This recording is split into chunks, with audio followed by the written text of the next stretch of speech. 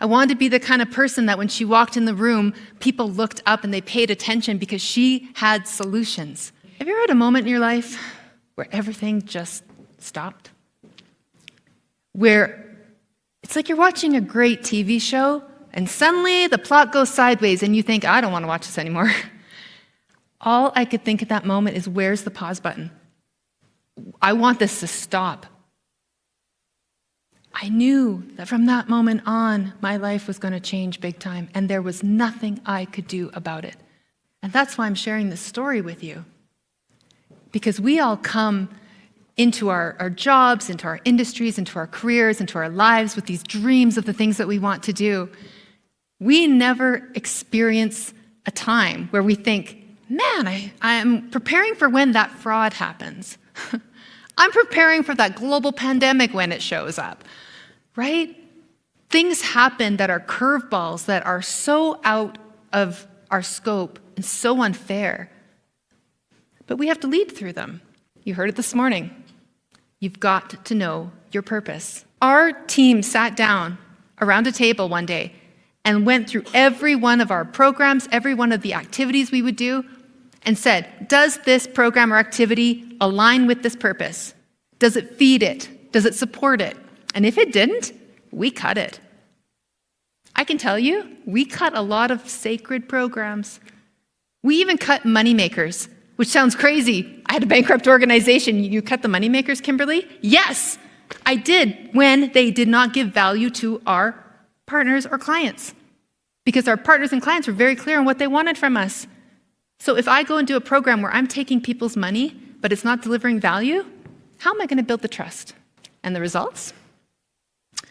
4 years later, our auditor stood in front of a room and said, I've never seen a financial turnaround like this in my entire career.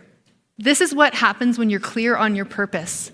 You know what you're here to do. You know what your partners are better at doing than you. You know how to come to the partnership, and you can make things happen. Because your experiences are what make you who you are. We have this thing in life where we tend to celebrate the good stuff, the wins, the successes, the degrees, the contracts, right? We take all the good things, and that's what we share on our social media, right? When we're meeting our partners, this is what I bring to the table, which is fine. But your bad things, the hard things you've been through, they're actually more valuable. Your scars. There's not a person in this room who doesn't have a scar. And some of you have got big ones. Those scars have taught you so much. The thing about those scars is it might have come from a failure. It might have come from a disappointment. It might have come from something that was not fair, that happened to you, that turned your world upside down. And sometimes those scars still hurt.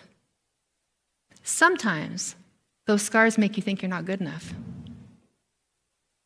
But what those scars actually are is a representation of how strong you have become. Because you did heal. You did get through that situation. You were strong enough to rise, and it doesn't matter how you did it. You've got to embrace the painful things that have happened to you, own them, and incorporate them into the words and the message that you're giving to your partners and to your clients. Because here's the thing, people connect over their shared experiences. People connect over understanding, oh, you've been through this pain as well? You see me, you get me, you have empathy for me. And when your clients know that, whatever it is that they're trying to accomplish, they will trust you because you know what it's like to be in their shoes.